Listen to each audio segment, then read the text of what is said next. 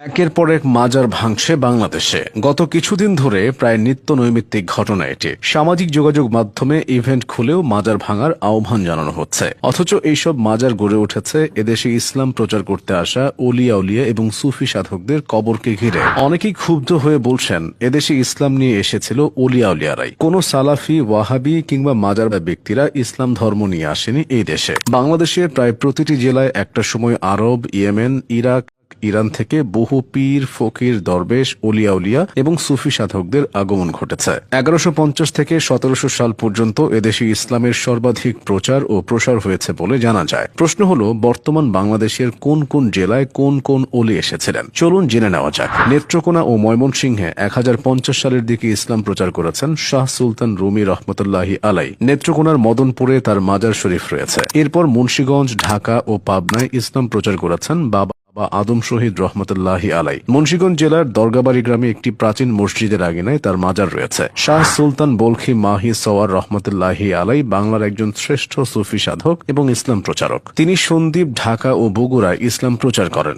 বগুড়ার মহাস্থানগড়ে তার মাজার শরীফ রয়েছে। 1200 থেকে 1300 সালের মধ্যবর্তী সময়কে বাংলাদেশে ইসলাম প্রচার ও প্রসারের স্বর্ণযুগ বলা যায়। এই সময়টায় বৃহত্তর চট্টগ্রাম ও ফরিদপুরে ইসলাম প্রচার করেন শেখ ফরিদউদ্দিন গঞ্জেশকর রহমতুল্লাহি আলাই।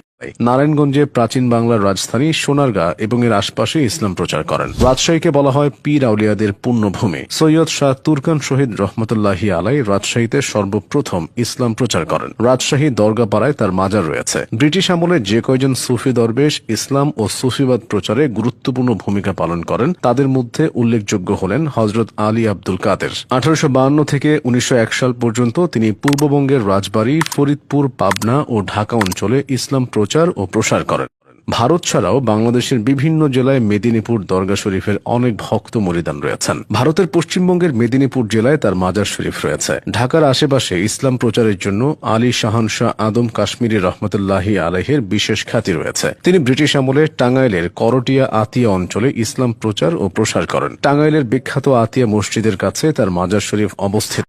সুফি সাধক, পীর আউলিয়াদের নিয়ে আলোচনায় সিলেটের প্রসঙ্গ আসবেই। সিলেট অঞ্চলে ইসলাম প্রচার ও মুসলিম শাসন প্রতিষ্ঠায় হযরত শাহজালাল রহমতুল্লাহি আলাই এবং শাহপরান রহমতুল্লাহি আলাইহের ভূমিকা ছিল তাৎপর্যপূর্ণ। হযরত শাহজালাল রহমতুল্লাহি আলাই যখন ইসলাম প্রচারের জন্য যাত্রা শুরু করেন তখন তার সহচর ছিল মাত্র 12 জন। সিলেটে প্রবেশের সময় এই সংখ্যা দাঁড়ায় 360 জনে। বাংলাদেশে ইসলাম প্রসারে এই 360 জনের অবদান অনস্বীকার্য। এজন্য সিলেটকে অনেকে 360 আউলিয়ার দেশ বলে থাকেন। সৈয়দ আহমদ গেসুদারাজ কল্লা শহীদ রহমতুল্লাহি আলাই ছিলেন শাহজালাল রহমতুল্লাহি আলাইহের অন্যতম শিষ্য। তিনি সিলেটের পার্শ্ববর্তী কুমিল্লা ও নোয়াখালী অঞ্চলে ইসলাম প্রচার করেন। কুমিল্লার আখাউড়ার খরমপুর গ্রামে তার মাজার শরীফ রয়েছে। সৈয়দ নাসির উদ্দিন শাহ নেকমর্দান রহমতুল্লাহি আলাই হলেন এমন একজন ধর্ম প্রচারক যিনি ইসলাম প্রচারে ব্যাপক অবদান রাখলেও খুব একটা পরিচিতি পাননি। তিনি দিনাজপুর জেলার প্রাচীনতম ইসলাম প্রচারক। ওই অঞ্চলে তিনি সৈয়দ নেকমর্দান বলে পরিচিত। দিনাজপুর জেলার নেকমর্দান গ্রামে তার মাজার শরীফ রয়েছে। সবশেষে বলতে হয় শাহ সুফি সৈয়দ আহমদুল্লাহ মাইজ ভান্ডারী রহমতুল্লাহি আলাইহের কথা। তিনি মাইজ ভান্ডার দরবার শরীফের প্রতিষ্ঠাতা। বৃহত্তর চট্টগ্রাম ছাড়াও বাংলাদেশের বিভিন্ন জেলায় এই দরবারের অনেক ভক্ত মুরিদান রয়েছেন। চট্টগ্রামের ফটিকছড়ি উপজেলার মাইজ ভান্ডার দরবার শরীফে তার মাজার রয়েছে। এসব ছাড়াও বাংলাদেশের আরো অনেক জায়গা রয়েছে যেখানে সুফি সাধকরা ইসলামের আলো পৌঁছে দিয়েছেন। তাদের কারণেই মুসলমানরা আজ সংখ্যাগরিষ্ঠতা অর্জন করতে পেরেছে।